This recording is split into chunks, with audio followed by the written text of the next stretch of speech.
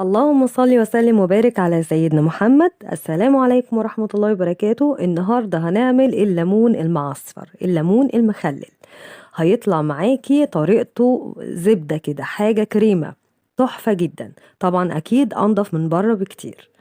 الليمون ليه طريقتين، طريقة سريع، والطريقة التانية اللي بتاكليها مثلا بعد كام شهر. أنا هعمله بالطريقة اللي هتقعد معايا كام شهر، أنا مش مستعجلة عليه. يلا بينا نشوف الطريقة عاملة ازاي. قبل ما ابتدي، انا داليا ودي قناتي. لو اول مرة تشوفني يا ريت لايك وشير وسبسكرايب للقناة عشان يوصلك كل جديد معايا بمجرد ما انا بنزله. فعل زر الجرس. يلا بينا ندخل على المكونات. طبعا معايا الليمون حوالي كيلو، انا هعمل كمية بسيطة، غسلاه كويس جدا. معايا بقى العصفر وحبة البركة وملح.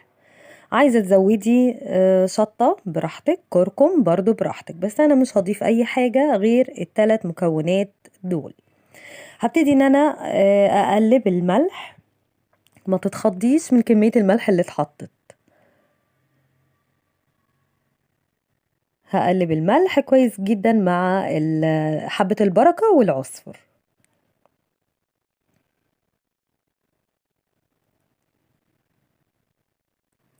تمام كده.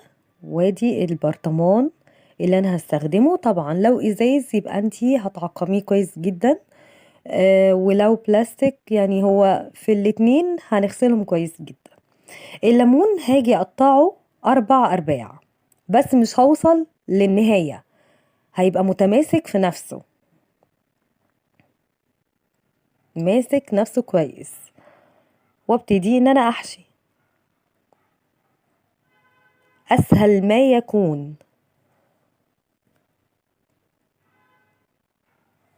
واحط في البرطمان. هوريلكم تاني انا بقطع ازاي الليمون. بقطع من الحتة اللي فيها البوز بتاعها، مش الحتة الملساء الناعمة. هبتدي ان انا اعملها اكس كده لغاية قبل الاخير بشوية، بحيث ان الليمونة تبقى ماسكة نفسها. هخلص الكمية كلها في التقطيع. تمام كده، ده منظرها شايفين. هبتدي ان انا احشيها بالمكونات بتاعتي. زي ما قلتلك، لو عايزة تزودي قرنين شطة، قرنين فلفل، تحطي كركم براحتك. الاضافات دي بتاعتك انتي. انا بحب اعمله بالطريقة دي، بتطلع معايا تحفة. هبتدي ان انا احشيه كويس قوي واضغط فيها كده بالحشو. تمام. اعمل كل ربعين، يعني كل نص كده احشيه كويس، اقوم مقفلة عليه وابتدي ان انا احطهم في البرطمان عشوائي جنب بعض، مش فارقة خالص.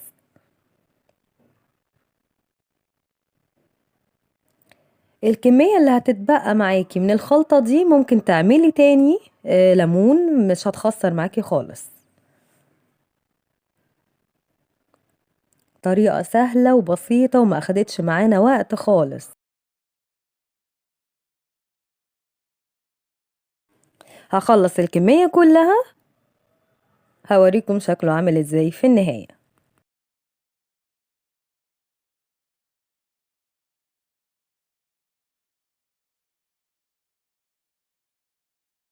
تمام كده، اللهم بارك. خلصت الكمية بتاعتي كلها، اخدت حوالي برطمانين. شايفين شكله؟ يعني تحفة في العمايل، ما خدش وقت، يعني انضف من بره. ده اكيد طبعا ان شاء الله هيطلع حلو قوي، بيطلع كريمي. تقلقيش من كمية الملح اللي محطوطة دي كلها. انا كده خلاص هقفل عليه. هبتدي ان انا اسيبه كل يوم هقلبه.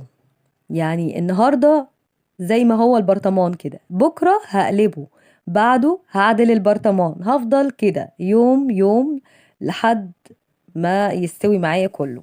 هتلاقي ان هو بعد يومين 3 نزل كل الملح ده، بدأ يدوب وبقى شكله تحفة. يبتدي بقى ايه في السوا. عشان اضمن ان الهواء ما يدخلوش هعمل الحركة دي في البرطمان. كيس حفظ طعام او اي كيس هقوم قصاه على قد الفتحة بتاعة البرطمان، واغطيه بيها واقفل الغطا، واقطع الزيادات او اقصها.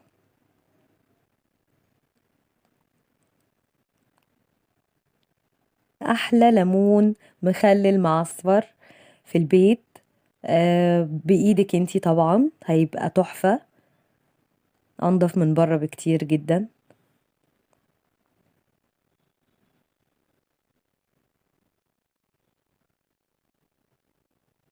اتمنى ان انتوا تجربوه.